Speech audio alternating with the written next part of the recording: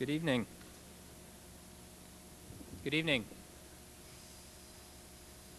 And welcome tonight to Butterfly.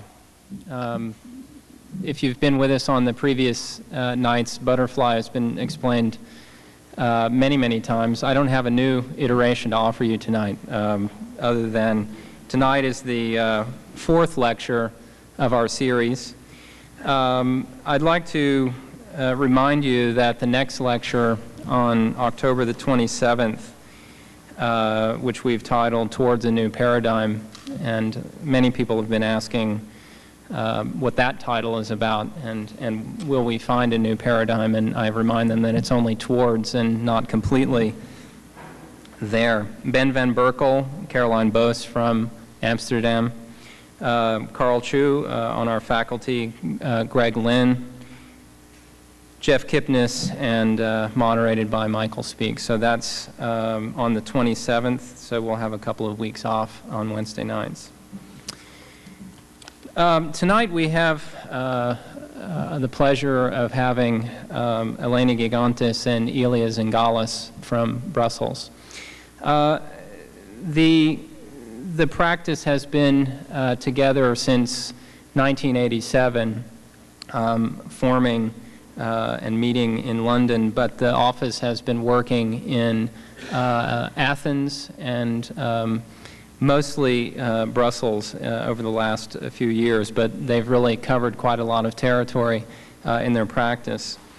Eleni went to the AA and graduated in 1985. She was there from 78 to 85, and as many of you know, during that time at the AA, many of the architects who are now coming into their own, like Zaha and Peter Wilson, were strong and effective teachers there at the time. And it was a time when Alvin Boyarsky, that is, as director, was seeing perhaps the most intense time at the school. It remained that way until he passed away in 1990. Since 1987, GZA has been operating, and Eleni is also a professor in Brussels and also in Barcelona. She spends about 20% of her time teaching and 80% of the time in production and design in the office in Brussels. Among the recent projects by GZA, one in particular, which I'm hoping they'll show tonight, is the Ashikita House of Youth in Kumamoto. It was a commission in the Art Polis program in Kyushu in Japan. It's 3 buildings of hostel housing in Japan. Many of the other projects which are going on include the Canadian Embassy renovation, which is in Athens, and that's a completed project. In the other end of the work through Elia, Elia, of course, as you all know, is a founding partner of Office of Metropolitan Architecture. He too went to the AA and finished in 1961. And is committed about half of his time to teaching, primarily as a professor of construction in Dusseldorf at the academy there. He also teaches at the Berlage, and as I understand it, doesn't bother to get caught in traffic jams from Brussels to Amsterdam or take the train, but manages to fly and make an easy trip out of the 110 miles. I fully think that's the best way to do it, Elia. His projects at OMA are also all well known and well documented, primarily projects like the Hotel Sphinx, which we all know as part of the appendix to the manifesto of Kohlhaas. Of Delirious New York, and also in 1980 competition winner of the IBA for Checkpoint Charlie housing, which is built right on the Kochstrasse, which was finished in 1989. There are many other projects during that time which are quite important and well documented. They have won many, many competitions in Dusseldorf and Berlin and the UK, and have, I think, managed to focus a practice which includes teaching, which includes research. Actually, their entire practice should be fully understood to be called research, and I think from an American point of view, it's one that we all can emulate. So let's please welcome Eleni, Gigantes, and Elia Zenghelis.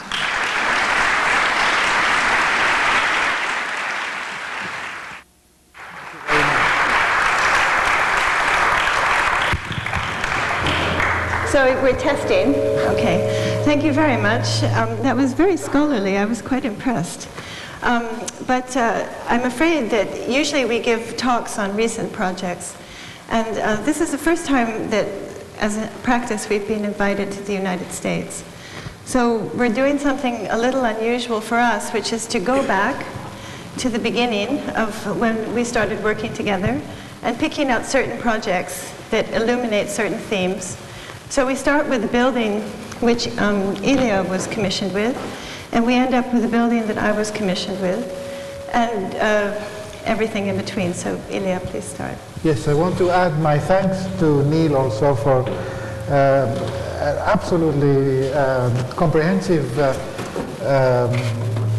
short history of our practice, and thoroughly explanatory, which in a sense almost makes the lecture kind of half redundant, because, or at least the way we planned it, because what we thought that as it is our first lecture in the States, and that therefore you wouldn't know much about the thinking behind our practice, that we would show projects that span from the very first project that we worked together to the very last, with a few selected projects in between that illustrate our way of working, and that also pick up and illuminate certain issues and certain themes that interest us, and that we kind of consistently kind of like a relay move from one to the other, no matter what the projects are, from whether they're projects on buildings and whether, or how, for us, the issue of the building, the issue of the city, and the issue of the landscape, the territory, and the kind of manipulated territories become intertwined, and become intertwined with the issue of occupation, human occupation on the globe, and the issue of density. So I hope that we will touch on these things as we illustrate our practice, and as we start from kind of projects that were done, that are part of OMA, and then move on to GZA, and at the same time projects that, starting from projects that I was primarily the architect, moving on to recent projects for which Eleni is primarily the architect, but nevertheless projects on which we collaborate, some done jointly, some done with one of us as the architect. Okay. But so we don't have any particular written text, so I'll turn this off. Yeah, all right. So if we need it, we can always switch it on. And I just want to ask, is this the pointer? So it's kind of, yes, okay. Okay, can we have the first slides, please?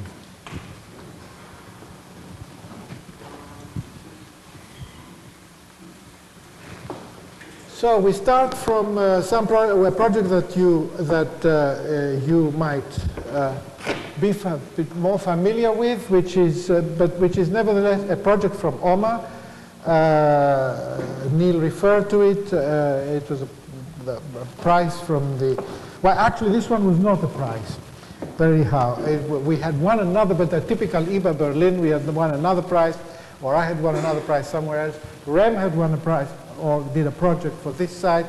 Boigas won, and we ended up, I ended up kind of doing a project there, which is at Checkpoint Charlie in Berlin, and this is the first project at which Eleni and I worked together.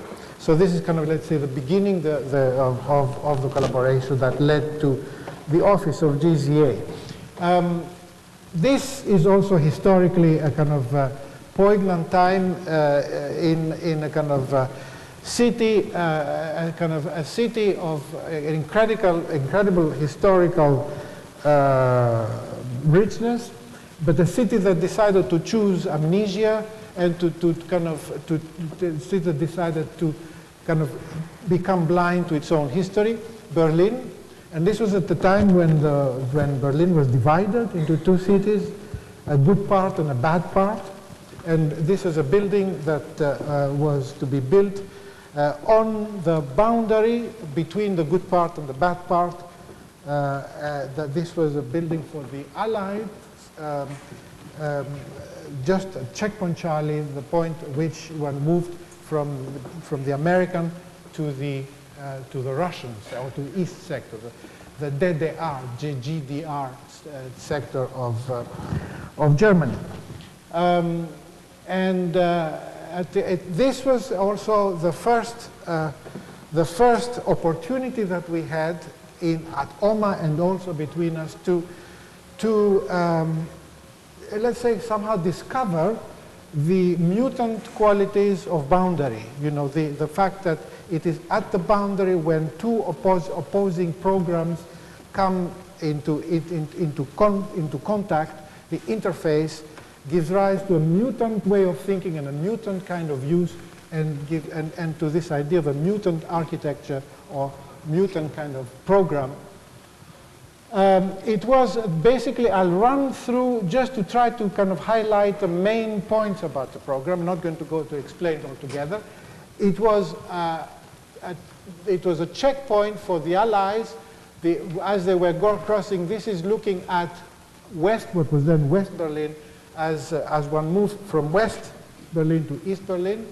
One went through, especially the Allies themselves, who had, how does it switch off?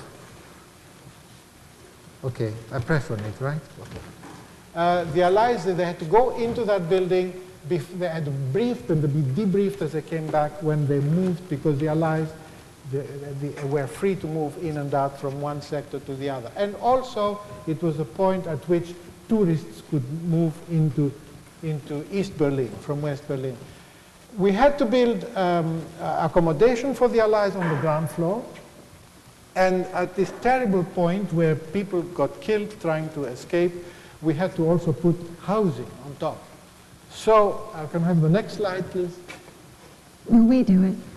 Oh, we do it, sorry. Yeah. I forgot, yeah. Can you do it and then I do it for you? Okay.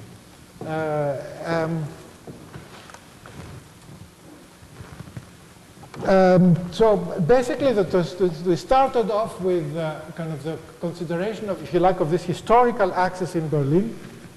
This is the wall. This was the zone of the wall, a zone that now has been eradicated. This was the east, which happened to also be the center of Berlin, and this was a fragment of this, in West Berlin, of this very important royal axis that was the Friedrichstadt part, built in the 18th century as an extension of Berlin, along which a number of very important projects through history were either executed or simply dreamt of, but never executed. Next. But at the time, it was this point of drama where kind of weddings took place with relatives not being able to touch, but being able to communicate, and then through only mentally and not physically. Next. And so we devised a program of a way of dealing with the situation, so that on the one hand, we had to kind of take the iconography of what was happening on the border and bring it into a ground floor. And that was a kind of the activities of the border, the activities of the Allies, and the drama of East and West, the whole politics of the Cold War, while on top we had to create a new territory on which we had to put housing, which had to somehow on the one hand, become part of the presence of the street, of Friedrichstraße, and at the same time be protected from the view of what was happening there. So that the ground floor and the activities of the Allies were to take the iconography of the border, while the upper parts, which were the housing, were to turn their back to the street while still being there and have their own aspect into kind of inside the block, into the private gardens of the block. At the same time, the ground floor became a sort of a garage with the Allies meeting and briefing room and restrooms, and basically a large parking space for military vehicles to turn in and just move into the border. At the same time, we had to have a discrete entrance, and then the housing had to create its own territory above, which became which then belonged to the private realm and was as the back on top of the Allied space. We had to create an artificial podium, which became the gardens, oriented to the gardens of the block. That was a basic concept. So this is a kind of what was happening at the ground floor plan. And then next, let me see if I can do it. Then above, so what was the ceiling of the ground floor and became the floor of the housing was very much to do with the street scene, and the roof, what was visible from the street level, was on the one hand cover for the penthouses at the top, and at the same time had the appearance of an airplane wing, because this was the point at which during the time of the 1948 airlift, the aircraft that were taking off from Tempelhof being the airport that was inside the western sector, the American sector, they had to turn around just around this point before entering into the eastern zone and just and gain height, what was then considered the legal height, before they could move out of West Berlin. So this dramatic moment happened exactly at that point, so that the roof was to symbolize that. Otherwise, the rest of it was domestic. So again, this was the presence and the iconography at the street, which, by the way, now has been drastically changed, because although we were by contract supposed to redo the ground floor, the ground floor facilities in case the wall came down, somehow the developers managed to wiggle out of it, and someone else did, and they completely changed the ground floor appearance of the building, and also the whole meaning of the building. Then the back. Oh, sorry. It's a bit sticky. Yeah, so again, still from the roof looking down, this was the devastation of the border, the zone of the wall. This was the wall, and this was the checkpoint, and here we're looking at the East Berlin. That is why also another feature of the building was that the housing part of it was to be set back from the building line. Next.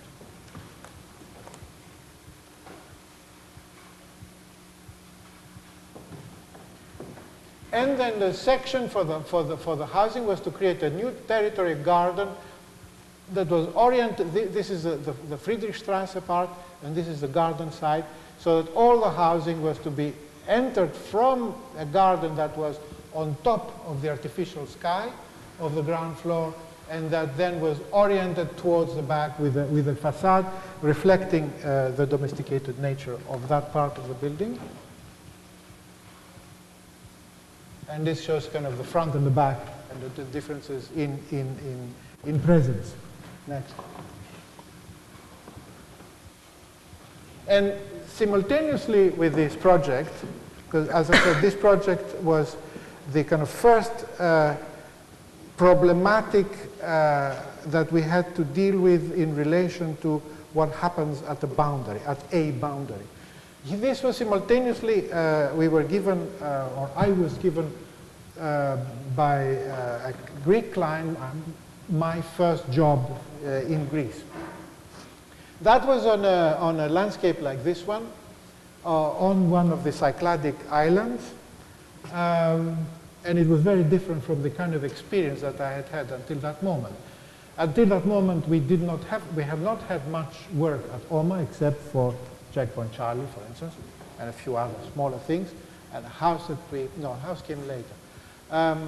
So this was kind of alien. It was dealing with landscape, it was dealing with land, with the kind of vegetal and the elements of nature, and it was very awkward to deal with. So immediately, by instinct, the first thing we did was to make a model, and the model of the site. The client had a little cottage there. He wanted 21 bungalows built on this site, which were to become holiday villas. And it was, we were staring at the model for days on end, and all I could think of it was that it looked like a pork chop. I mean, not really knowing how to respond to it until the landscape itself provided the answer. It was clear that it was the human occupation already on the site, kind of the proto-metropolitan occupation that gave the clues as to what to do. And from then on, in a sense, it was written how to proceed. So did you do both or just one? Yes, I did both. So let's move on to the next one. Yeah, it was kind of this occupation, human occupation, and the patterns that it gave onto the landscape, and the way the kind of the synthetic appropriation of the landscape, the infrastructure in terms of lines, points, and surfaces that gave the clues as to how to proceed with the site and with the program. So this was a kind of an aerial view of the island, and this was in the end. I mean, I'm not going to go through all the steps of it, but just kind of to keep to the main things, to the main issues, which was our first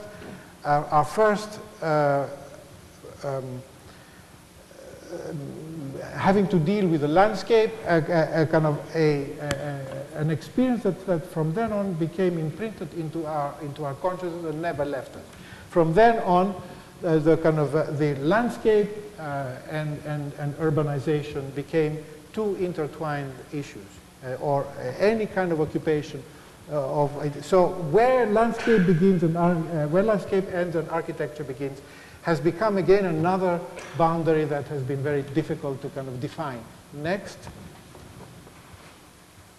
So it was, the pork chop was kind of subdivided into 21 plots with 21 surfaces dealing with the boundaries consisting of either walls, some of them already there, others being a continuation of them, then the paths leading to the site, access, and then how to get from each of the bungalows to the beach.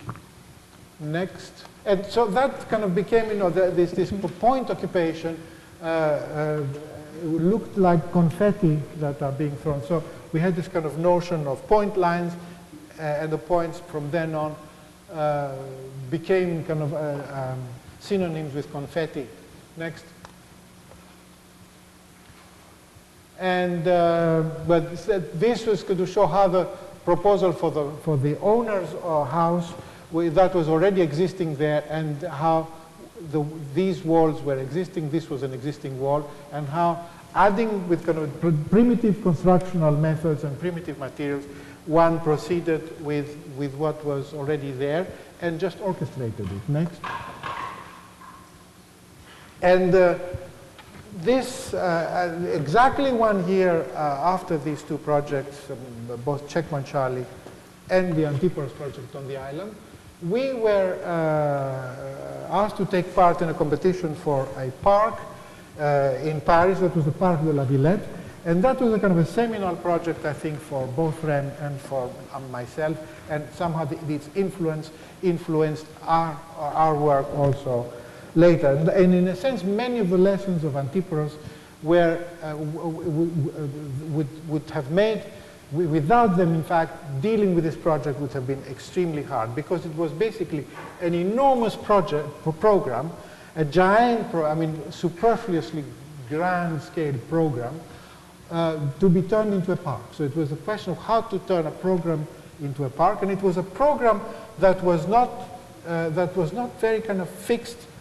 It was divided between fixed points and a series of zones that the nature of which was clear was indeterminacy. So how to deal with this issue of indeterminacy was the next thing that La Villette introduced, that we had to have zones that had kind of defined boundaries, but boundaries that could move, and which also kind of could mutate by the influence of fixed points as they came on the band. So this kind of third level of complication was kind of illustrated by the complexities of the program of La Villette, and in the project of La Villette. Yes.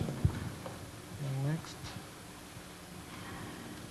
So basically, it was the concept was extremely simple after that. After these kind of basic notions became kind of crystallized into our minds. Zones with boundaries that were kind of indeterminate, but nevertheless there, they could move about. Certain infrastructural elements like circulation through.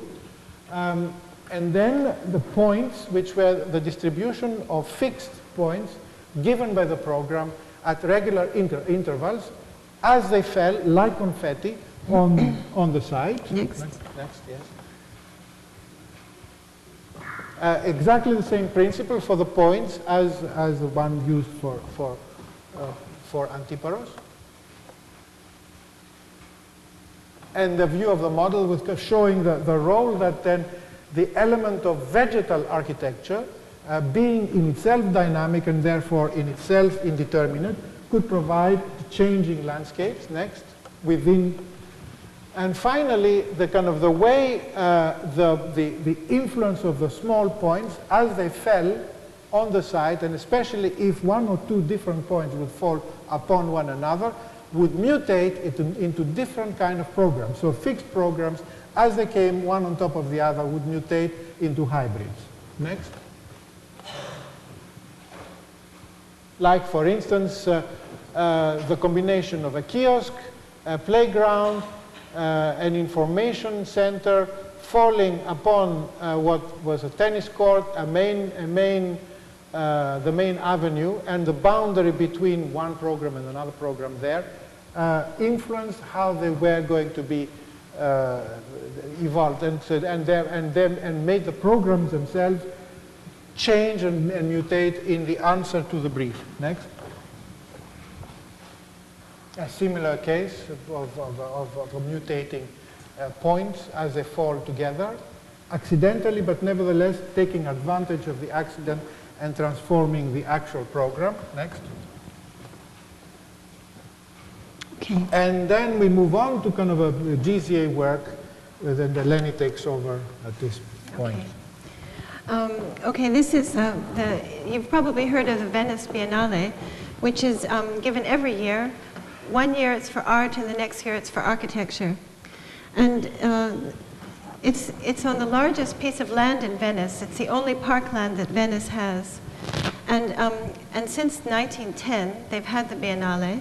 And gradually, all the countries have built rather chauvinistic pavilions across this park. And all of these pavilions are open for 3 weeks of the year and then shut. And so it's a rather depressing, gloomy landscape full of shut buildings, which have nothing in them. They're just spaces. There's no toilets, there's no telephones, there's no administration. And so in this case, the Greek government contemplated making a new pavilion, because theirs was one of the first ones, and it was a replica of a Greek Orthodox church. So the site was at the end of the Biennale Gardens, and it was at the end of a long alley of trees. Sorry, how does this go on? Yeah. No, don't turn it. Sorry. I want to turn this on. Which? This one. Oh, you just pressed that. Wait, you just pressed this. Okay. So, wait. So this is the end of the Biennale Gardens. This is the canal. And so in this case, we decided to be unchauvinistic. This was 1992, and it was the year of Maastricht, when Europe became truly one. And we would make something that was for Italy and for the Venetians and for the Italians. And so basically what we did was we put a garden inside of a garden. So this is a landscape that creates a program, which is also an art gallery for 3 months of the year. And at the heart of this landscape is water, because this is what Italy and Greece shares. And this water starts back here at the source, comes down here. This is a waterfall line, and supposedly it falls into the canal. There you see the waterfall. Next. And in fact, I don't know if you can see it, but the water is raised 10 centimeters, 4 inches above the tiles around it, so that in fact it's always this rather active carpet that you see. And so this is a place that was supposed to attract people to it at all times. And we thought again about the idea of the art gallery, this rather stiff place where everyone has to go and stand. And we decided to give the aristocratic experience back to the normal people. And here there are these tick-ticks or confettis, which are all holograms or display cases, vitrines that hold things, and they're there in the gardens. Tick-tick is a Zaha Hadid new word. Tick-tick is confetti in Zaha language. And so there were missing trees at this point, and so these tick-ticks became the new trees of the garden. This is the only chauvinistic thing. It's a map of Greece, and that's the source of the water. And here you can see the water is here, it flows down, the canal is there, and stepping down is the only covered part, which is this building. And so you would come to this, so then it became fun. And so this became a tribute to Italy, to architecture. This white tile surface is a tribute to Super Studio. This taking the white tile surface up is a tribute to No. Oh, to Il Sosaki. I've forgotten the name. I never remember names. The World Trade Center. Oh, yes. New York. Thank you. Bravo. So this is a comment about scale. This was something at the time which has passed, just like philosophy will pass. Architectural philosophy. This was an argument about anti-modern historicism, reservations, the old things. So here we keep the trees, and we make a little island. Okay, next. And I have to get to that in a minute. So we keep it as a memory, a reserve of nature.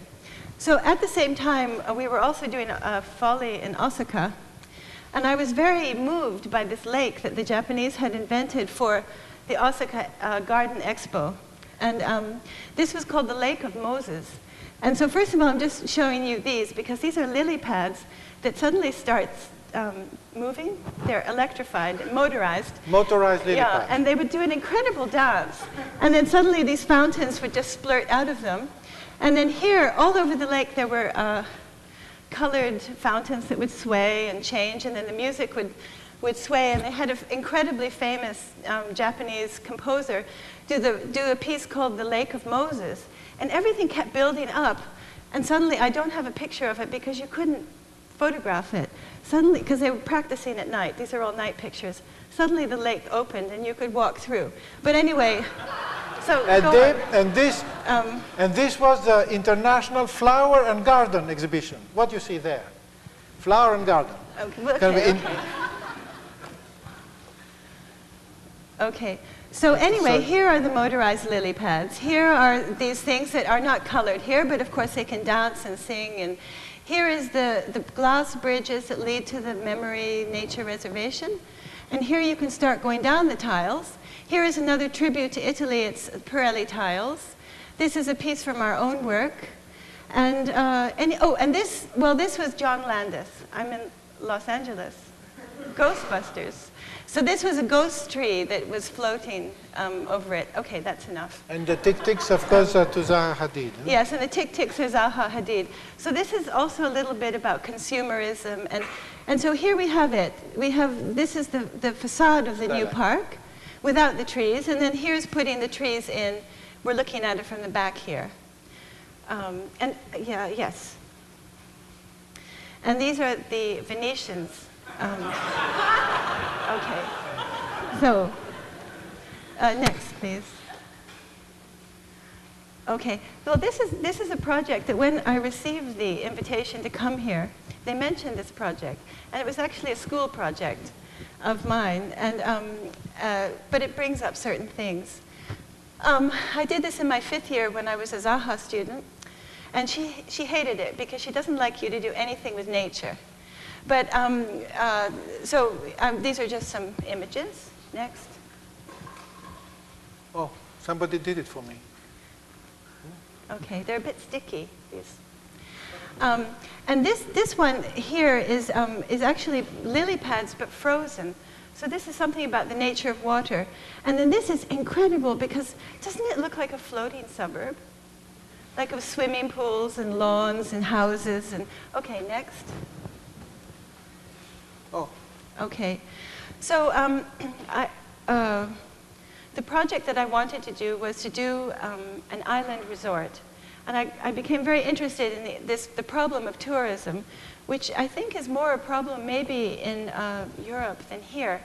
Because what happens is that you have conflicting attractions in a country. Greece is a perfect example, Italy is a perfect example, or Spain, where you have people coming for the 5 months of summer, masses of people every year, and they're not interested in Greece or Italy or Spain. They just want to be on the beach and to get drunk and to have parties. And meanwhile, there are also tourists who are interested in archaeology. That's actually a small amount. But there's also the Greek life. And so there is an incredible kind of problem with tourism and culture.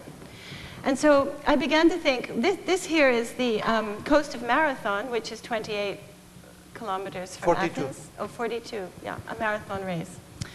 And this is something that could become spoiled very quickly. The other part of the Cape has become. And so I just collaged in an island. If we could have an island, and that could be a destination, then everyone could go there, and they could also look at the beautiful landscape. And then I became interested. Then you see that it's a rectangle.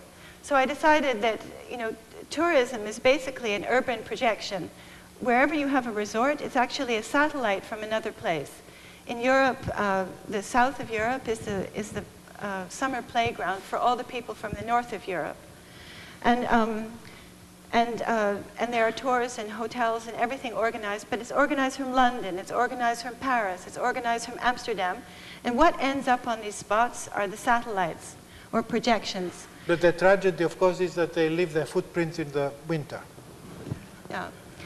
And but anyway, for my island, I decided to take the dimensions of Central Park in New York, this pure thing from a grid that everyone knew, and that became my floating island, which is approximately 1 by 7 kilometers.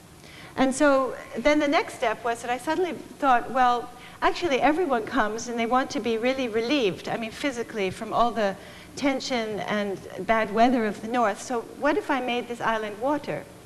And so that the island could be 7 kilometers by 1 kilometer of a tame water floating in a wild water.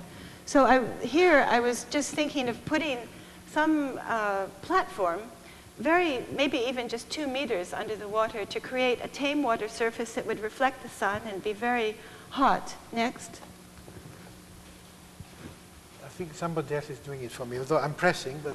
Okay. So here is the tame water, or the warm water, and the wild water. So again, we start to have these interesting edges. The grid is just that a grid, if you've got these two natures, then a grid of floating programs would have to be able to go on. And that also that the grid could also float off and become a third element. Elia, next.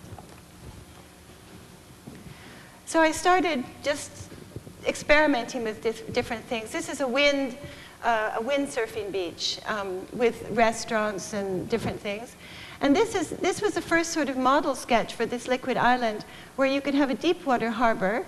And here I had dunes because the dunes or the sand is just completely the opposite of any kind of any, it's a negation of nature in a way.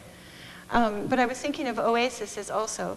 And here you could have a sort of Venice situation. And here, very interesting, you could have something right on the edge, maybe a fishing village. Okay, next. So anyway, these became the dune villas. And this was the most expensive place that people could go because everyone had their own oasis. That's supposed to be quite a big distance from the other person, where you could be naked. You would need no security. You would need no walls. You only need roof to keep the sun off, swimming pool, and anything else you wanted. I'm not going to go into the designs for that. But this was a sort of, here we see it again with the Venice, and here is an airport landing strip, and this is the dunes. Here is a floating golf course that you could go from, okay. And then these are two different interpretations of the edge condition. This is the better one. Here we are inside, here we are in the deep sea. And so everyone has their deep sea fishing boats, and these are private bungalows. And here is the shared boardwalk in front onto which programs can attach until it could become solid, actually. It could become a thick island. I can't remember, oh, this is games or something, and here is a cinema, and here is a floating island, and here I think was a church. And then this one is another look at it as a kind of luxury place, like an English terrace house, but extrapolated on the grounds. Also on the edge condition between the wild and the sweet. Next. Okay, that was the end of that. There's no more images for that. So then, this then became the first project I did afterwards, and to do with tourism. And this is in the Dominican Republic. It was a competition, and I won second prize, which is, of course is a really big, that's like the first prize, because the first prize was a kind of pomo something or other.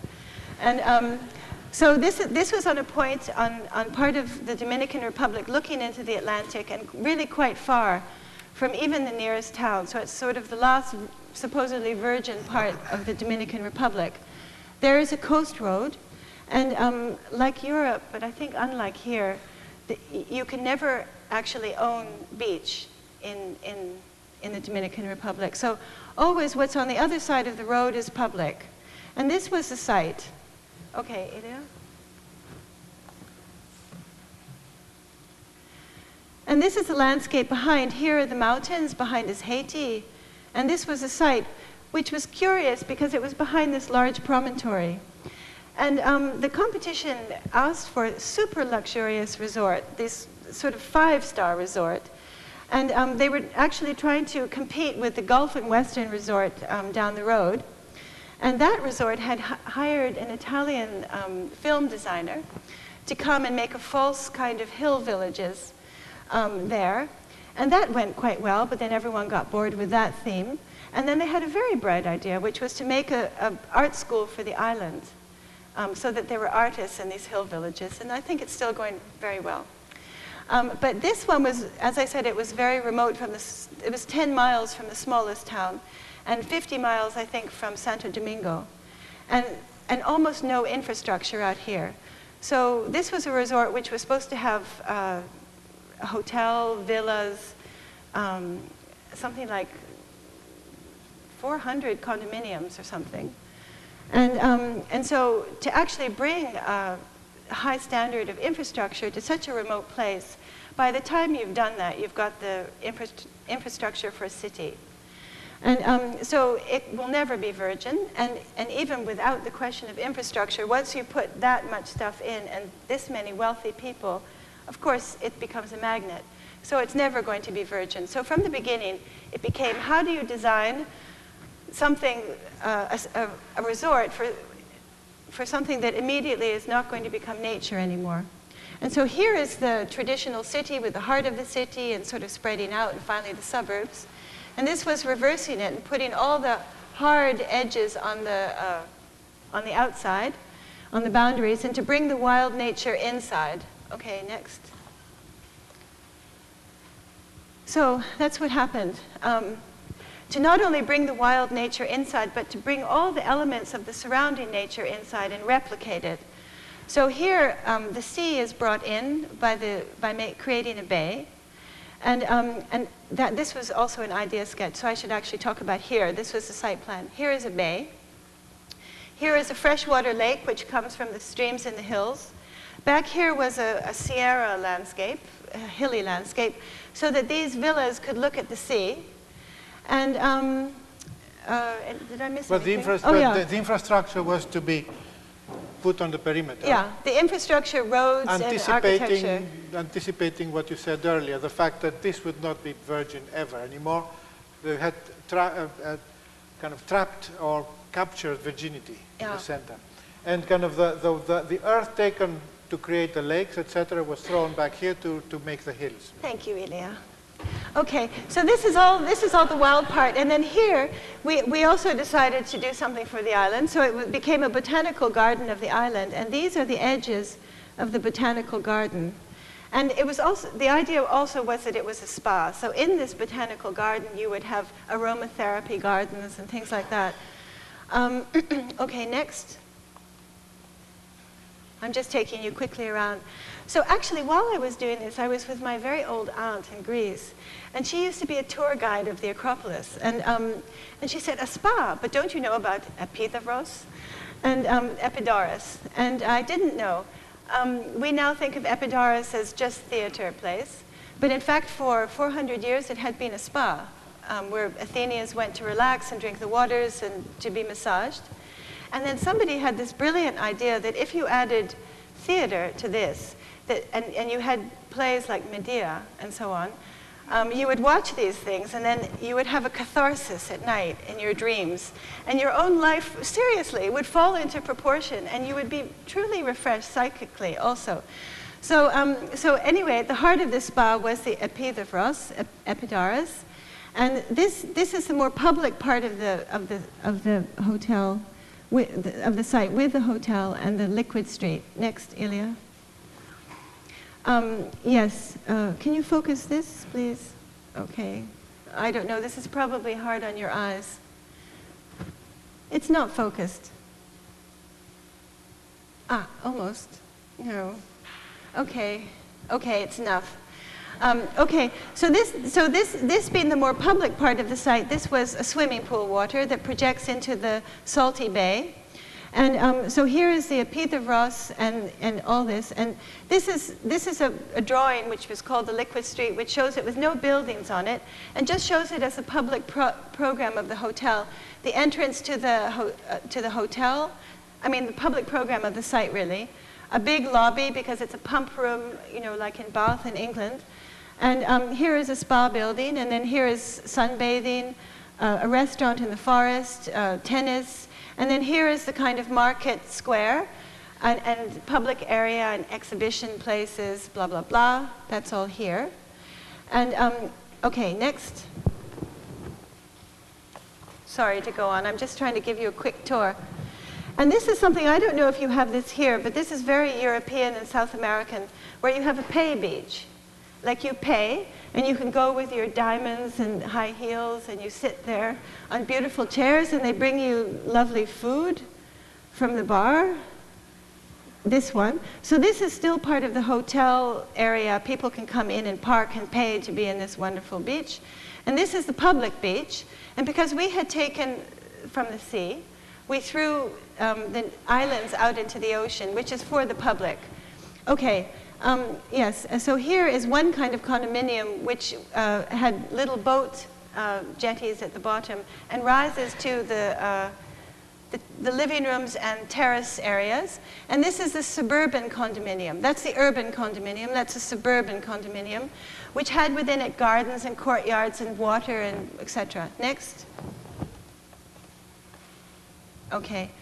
Okay, yes, these are the islands in the sea that are thrown out. Okay, next. And, well, I finally saw it yesterday for the first time, but this is what I call Beverly Hills. And so this was a very, very rich villas, and some of them are in the forest, in which case their swimming pools go up, and this was before the Villa Alva. And, but anyway, he realized it, so. And this is the ones that are in the Sierra. Here's the Sierra. Okay, next. And so this is the beginning of the urbanization process. The little hotels that would come, the people who would come to sell bananas and postcards, etc.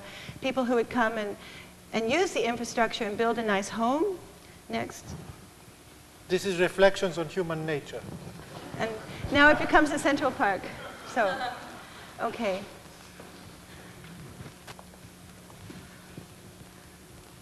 Okay. Shall I continue? Yeah, you continue, okay. and I'll join in. I mean, well, welcome to Athens, which has the exact same kind of climate as here. And now we're also moving on to more recent work. Yeah, now we're moving into the recent. And from the Athens office. And yes, Athens is half the size of Los Angeles. I think it's in about 1/50th the amount of space. And it's an incredibly dense city. And this is a map of ancient Athens. The Parthenon is here, and this was the wall around it. And Piraeus was the port of Athens. And in between, in the classical times, they put something called the Long Walls. And that was so that the armies... so that, if I can show on the photograph, yes. What we see now there on this picture, this is taken from from telephoto, from about this point where I'm pointing now, on a hill, or mountain in fact, which is opposite this one being here. And what we see is this bay here, is this bay there. This is Athens 2,500 years ago. This is Athens today. The site is the same. It's quite similar to Los Angeles. It's kind of surrounded by mountains that trap the prevailing winds, and it kind of spreads relentlessly towards the hills and then around them. Okay. And this strip, I don't know, will you talk about it? This strip basically lies in a region there. It is a direct link between Athens and Piraeus, except for the fact that it now is abandoned industries.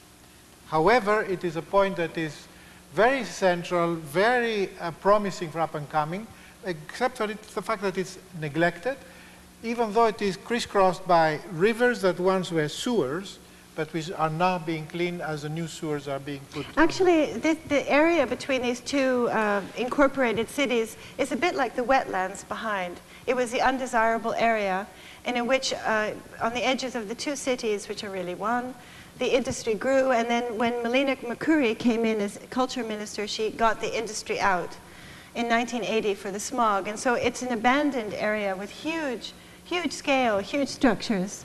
And by the way, this is not recent. This is a student project of Eleni. This is a student project. Eleni, with her students from London at the time, came to Athens, and they did this as a group work for their 5th year thesis.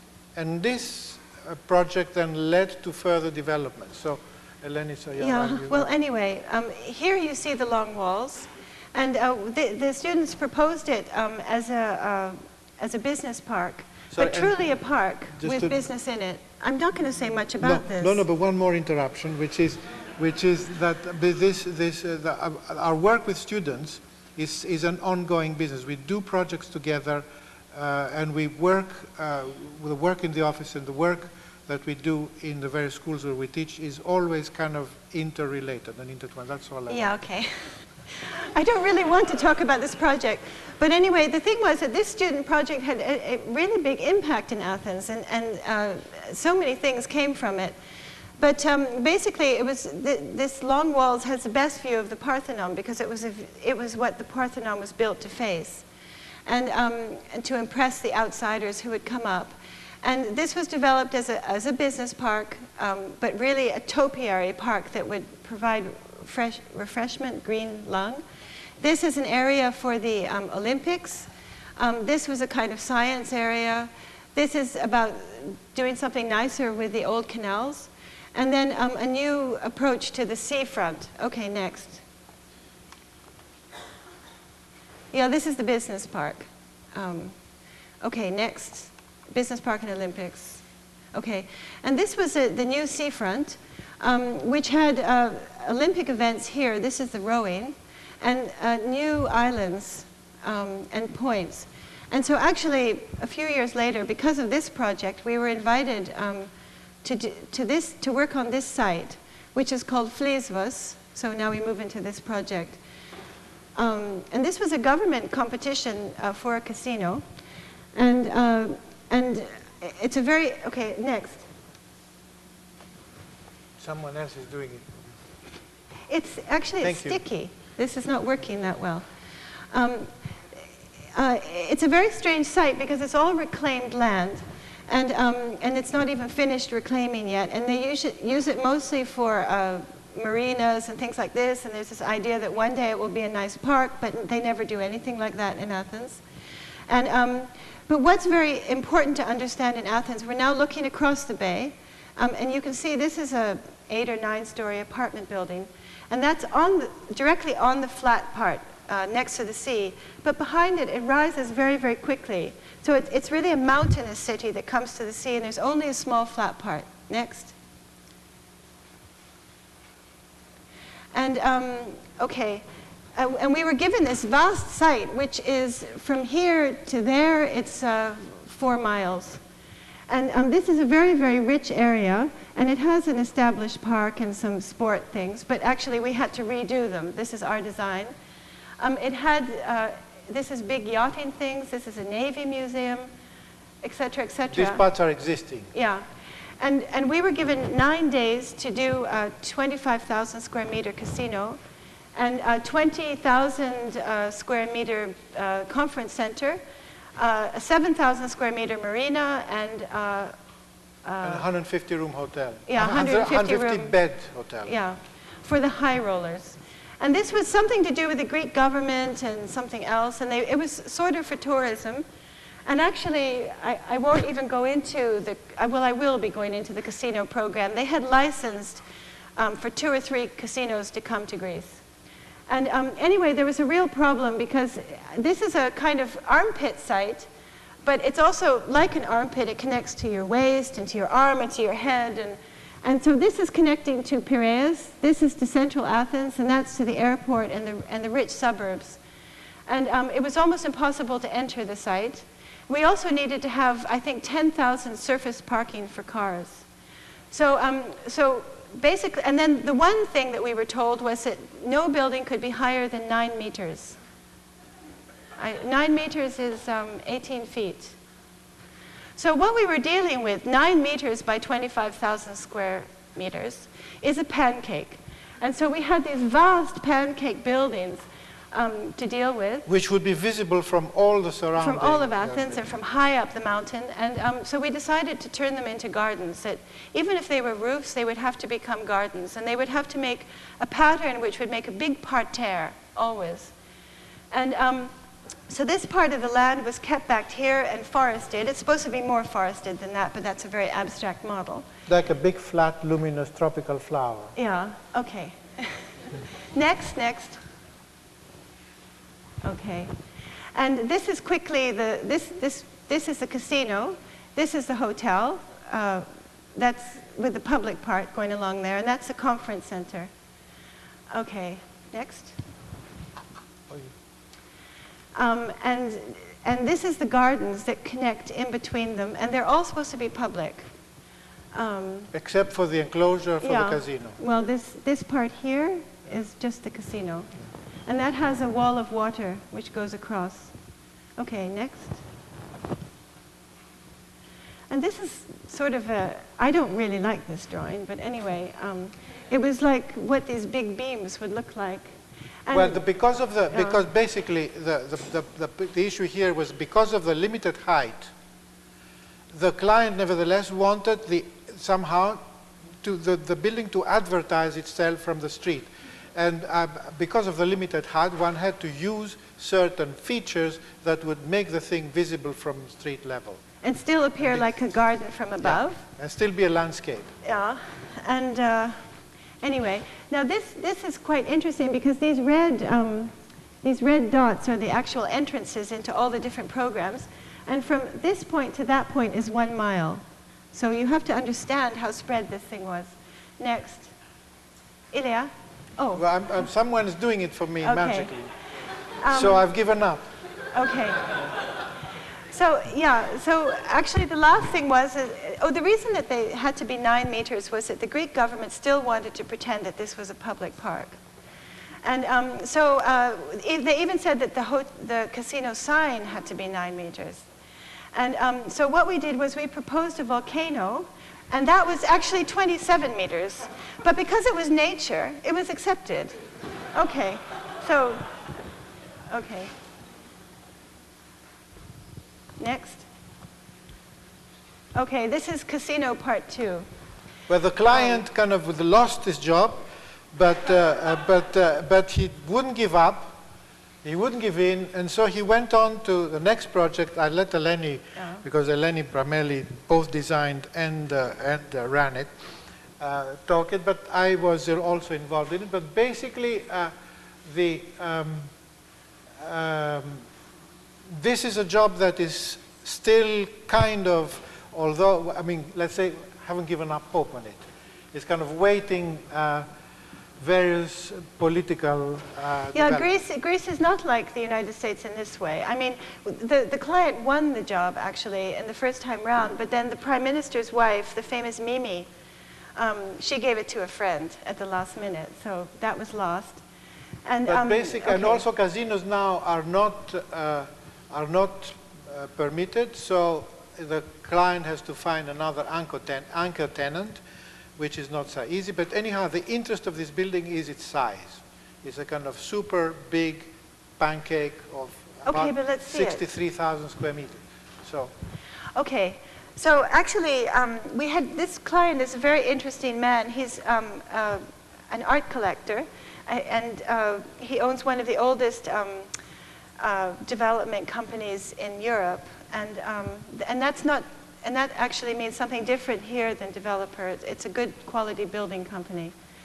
And next, please. Don't tell me. Okay.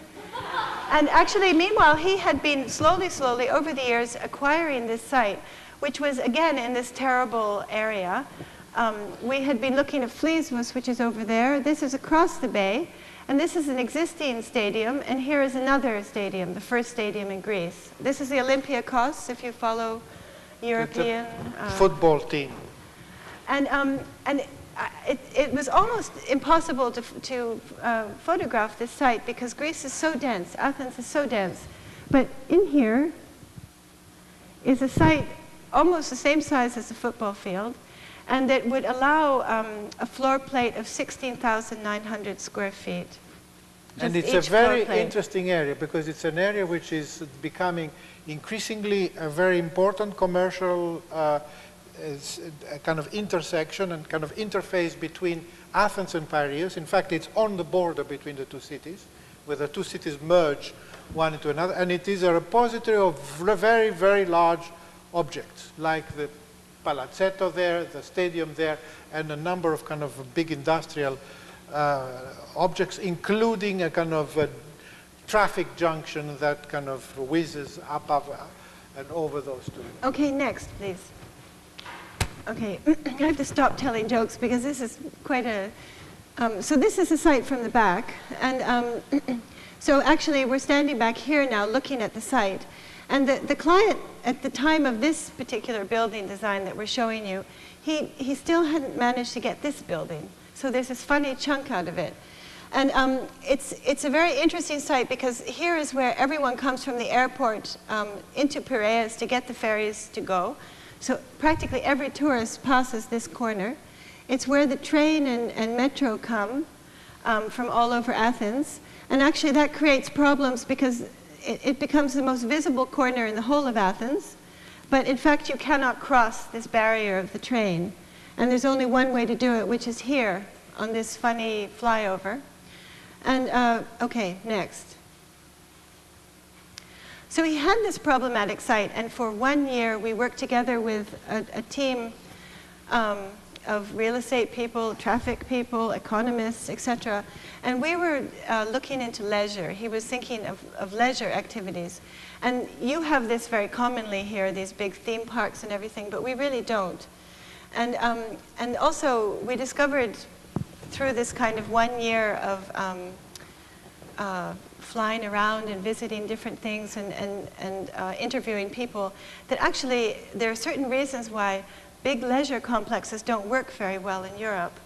And the man who had done the procurement for Disney in Paris explained that until Disney had, after 2 years when they were going bankrupt, had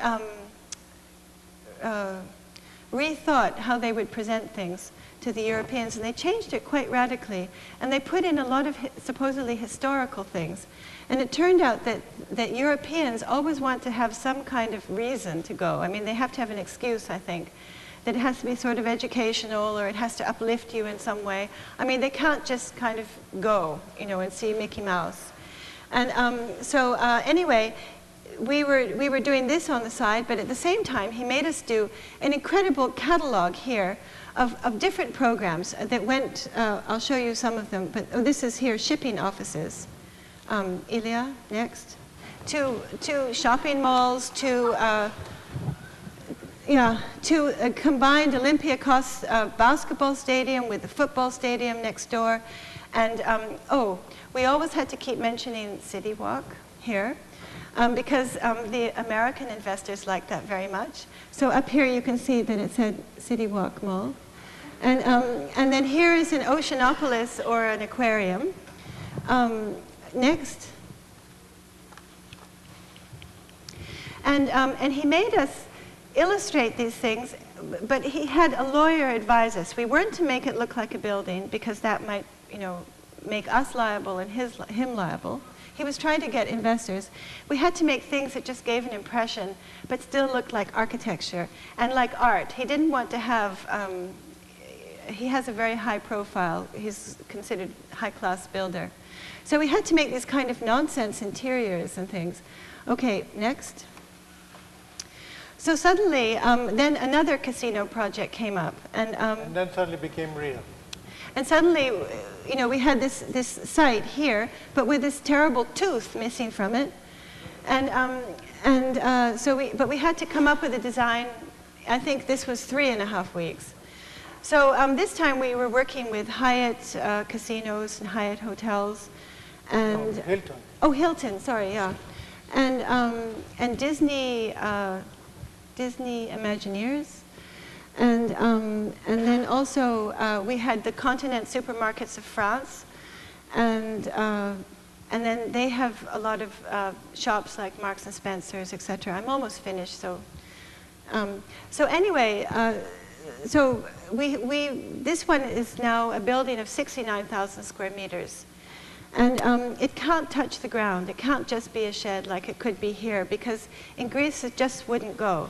I mean, City Walk Mall is something that makes the American investors feel good, but they weren't looking because Athens is a City Walk Mall. I mean, and you walk on the ground, and it's busy, and you're never, if you're stupid enough to drive, you're stuck for hours in a traffic jam. Yeah, and the ground is very public. It's a very active public domain. And in fact, when you design for any small town in Greece, you always have to design a political gathering area so people can go and have rallies. And so actually this... and it works. What? And it works. It works, yes. So we actually had to design with the ground plane free. And again, we had 25,000 square meters of casino. We had 25,000 square meters of hypermarket, parking, blah, blah, blah, and then the leisure center on top. So this is how it was organized. We had some sort of, you know, supposedly high-class shopping in boutiques on this area, but it's also an open area. It's also a market, etc. And then also because people want the shade in Greece. Underneath is the supermarket. It was half in, half out of the ground. Above that is the casino, which is a black box. You can't see in, you can't see out. And then above that was the leisure. Next. And the architectural features basically were the the people movers and escalators that led to the directly to the various entrances. Okay. And just, it's not so easy to see, but all the deliveries are sort of back here, and this is the open area of the ground. And here is a travelator going down to the basement, one going, and then two are going up to the leisure thing. And then for the casino people, here's the 7 lanes for buses to stop, and they can go up here through these wide escalators. And this was the casino. We didn't design it, we just had to give them fire shell and so on. This was the parking underneath. This was the hypermarket area underneath. Elia, slide, please. Okay. And then this was the other public area. So the public area was on the ground, and you went up these travelators to a public area that was half in, half out, half covered, half open, which was, the investors were Planet Hollywood, Cineplex, some big Cineplex, Sony, Asda, whatever it's called. And so basically this is the Cineplex here. These are some very big shops. This is the Hilton Hotel. And this is their shared, their garden. And this was a club that looked onto the football. And because of the kind of big depth of the building, and the Greeks want the sun and they want daylight whenever they have an open space, there were the number of holes, these holes there, and they're angled to ensure that the sun does penetrate visibly to a large number like of this. This is an aquarium. Into the interior of the. So anyway, this one went on ice because the mayor of Piraeus was asking for something like 17 billion in bribes. But it's gone to the planning permission stage, and now they're waiting for a new mayor. And also for an anchor tenant, because we kind of have to.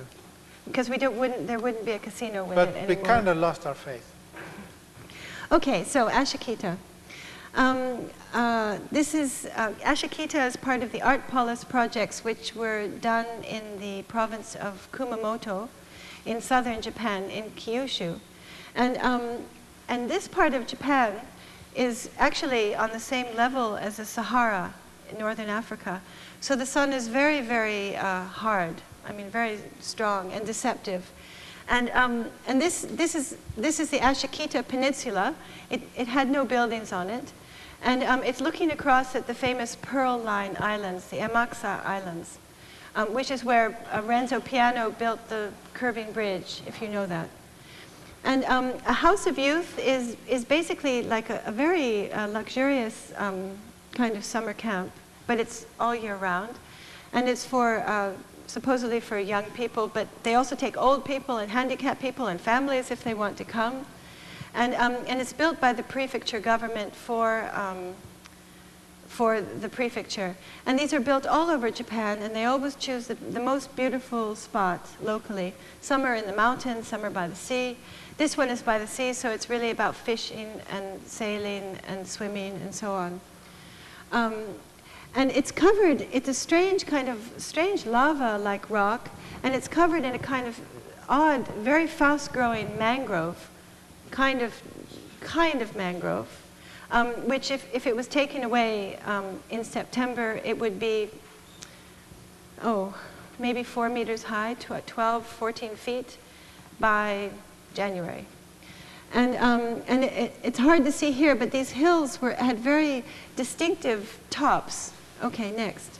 Well, in the next slide, you can see the kind of landscape of these little hills that become islands, and this highly articulated profile in the nature. So anyway, in the House of Youth, we made a partnership with Ryoji Suzuki of Tokyo, and he designed the administration building and the gymnasium, and we did the Japanese dormitory, the Western style dormitory, and the Japanese baths and kitchen and dining. And anyway, so we had started to work on this site and started to do a marvelous site plan when suddenly both offices, ours in Greece and his in Tokyo, heard that the land people had come in and just cut the top off the mountain. And they had cut it off because of parking and because of a baseball diamond. I mean, they could have done it in another way. But anyway, we had started off with this lovely sort of mountain, and then suddenly we lost half of it. And the irony of it is that the reason that we got the job at Eleni was designing it was that they thought, this is like the Mediterranean. They're Mediterranean architects. They'll do a nice Mediterranean project on the hill slopes of the hills and accentuate, in fact, accentuate the character of the hill. And the first thing that we knew was that the hill had been raised to become a parking lot and a football baseball field. Baseball field. So then what became our desire was somehow to put the hill back. Okay, next. And I'm sorry, this isn't so easy to understand, but this is where the mountain was, the top of it. And these are very steep slopes. Between this and this is also on the high ground, the flat ground. It's 35 feet, I guess, very steep. And so this is the Japanese hostel, Western, dining, and this is Ryoji Suzuki's building, and all those are on the lower level. Okay, next. And everything was suddenly crammed into the edges around this mountain. And so, so we decided that with the dormitories, that we wanted to actually have something completely transparent that could be looking at the mountain landscape behind and the sea on the other side, and that there would be these kind of soft, like clouds or mountaintop roofs to put back the mountains. But, and also to create a sort of feeling of camping, something very light. But this desperate sketch here shows how what we were told. Up on top is a football pitch and the parking lot, and then we were told you have these two shelves where you can put the building, one there and one there. So, and these were again desperate attempts at trying to kind of remodel the roofs into a kind of in an attempt to bring the hill back or reinstate the profile. But of course, the budget was a very low budget. These turned out to be three-dimensional curves, and therefore they were Okay, well, actually, this is hard to explain. Next, please. Don't be in a hurry. I'm not in a hurry. Yeah, so we had started off with we've almost finished. We started off with these Frei Otto, wooden web structures that can just be lifted up into place. They're very cheap. And then you pull them down with ropes to create the shape. And we were working with Arabs at the time. And then what happened was that it turned out that the person who commissioned this thing hated Arabs. And so they said, no, it's stupid. It's the most expensive structure. You can't have it, and you can't have Arabs. So we were desperate because really, this was a building that needed a very good engineer. Also, the builder was we were told, they cannot do anything high-tech. It's a low-tech building. A low-tech builder, he can only manage to do brick, cut wood, and you have to calculate everything. So computers were abandoned, and we started it's not true. Measuring everything by hand. No, but this is very interesting, though. Yeah. So we had started off with a computer. Yes, it's true. And then finally what happened was that Arabs helped us behind the scenes, and they suggested, why don't you get in touch with our ex-Arab Japanese person, and who actually specializes in wood for the wooden rafters. And we can then go and present it again. So we got this absolutely marvelous, really the top kind of Japanese engineer. And so we started again to talk about the Frei Otto roof and the wooden web structure and no. So it has to, anything three-dimensional is really expensive, which isn't true. But anyway, so it has to be two-dimensional. So then what we did was that we made a two-dimensional roof, and actually, to actually calculate these curves on two sides, the curves are going this way and they're going this way, and that makes one roof, our computer couldn't cope. So we found ourselves, back with with compasses and actually measuring. And this here is the drawing for the Japanese guy, which is showing every single one, shows every meter he had to know the height of his... The height from the ground because by then, of the rafter. By then, for Eleni, the idea of putting the hill back on the roof had become an obsession. So there's So actually, so these funny things, you can't really see them now, but every single one of these is to show what the height of the rafter is from the ground at that point.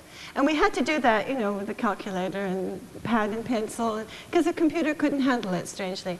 And neither could the engineer's computer. So, next. So suddenly it was hand-drawn. We jumped past. Okay. So these were the roofs. And then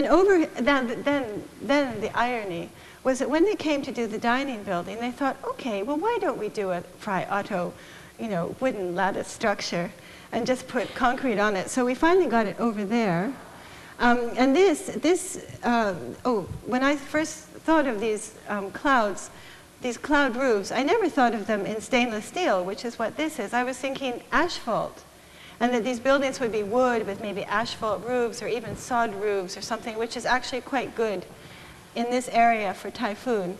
But they said, no, you can't have that. I mean, so we have this wooden roof structure covered in stainless steel. And yeah. So, and then... 2x4s yeah. with stainless steel on top. It's incredible. So, so also these are very curious pictures because this is the lower Japanese one. No, Western style one. By that you didn't explain. The Japanese hostel is for tatami rooms, for Japanese style sleeping, and the Western rooms for conventional Western bunk beds. Bunk beds. And then here, this is the ramp, the berm that goes up. That formidable section that you showed. Well, it looks soft here, but it's not really. And anyway, this is the moment at which the building was opened to the public. And by now, the nice thing is that all of this is going to be covered in trees by this mangrove. And the idea of the building basically was this sort of simple transparency, the roofs, and that it's actually covered in mangrove. And so from beneath, you never see anything but maybe just that. But I couldn't get the correct vegetal pictures at this all point. the bedrooms are oriented towards the sea. Okay, Can I move on? Yes. Yeah. And okay, and now this is this kind of, I mean, mad Japanese planning, where we had this whole mountain and we had to look like Tokyo in the end. So everything was put together in this kind of low area. I don't even like to show this building because they cut back the roof by 6 meters. They're just like and cutting then it with scissors. They put in the top ceiling of this building all the mechanical rooms for the whole site, for the administration building, the dormitories. They're all sitting on top of the dining space. Massive machines, so forget it. And this is a parking lot, yeah. And the beginning. So this kind of a series of pictures showing how the building and its roof acts as a shield from the parking lot. And now you talk about. Yeah, and then here, so that's the lower one. This is the upper one, and these are the berms that we put in to separate the baseball from the buildings. These are the back of the buildings. Okay, next. This is well, they added all these things on themselves. I don't like to show these slides. Okay. This again is the end of the baseball pitch, and how the kind of flatness of the thing kind of terminates, and then the skyline of the landscape is again picked up as the thing cascades down towards the front. Okay, next. Okay. And I think you should tell them about the scarf when you went. That's the last picture, but I think that. Well, actually, we managed to get all the drawings onto the computer, and then we were coloring them different colors and twisting them, and you saw that. I mean, this is the drawing, and actually the roof kind of looks like that. And so when I first went to the site, there was a site meeting with the 47 subcontracting heads for my buildings. And it was quite amazing because they were all these Japanese men, and they were all bowing. And then the one who was in charge of the roof stood up, and he presented me with a red scarf. And he said, well, we understood, you know, that when we were doing this building, that you were inspired by a scarf in the wind. So it was very sweet. Okay, that's it. Thank you very much. That's it. That's it.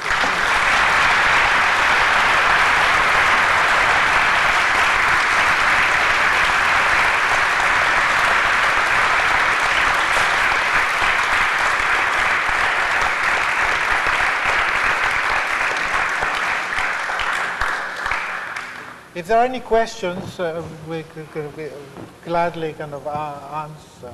If anybody wants to ask any questions. Can we have the lights on?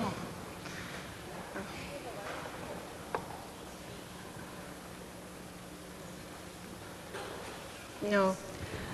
Lights, please. Lights. Anyway. Okay. All right. Okay. No question? No? Okay. Okay, thank you very much. Thank you.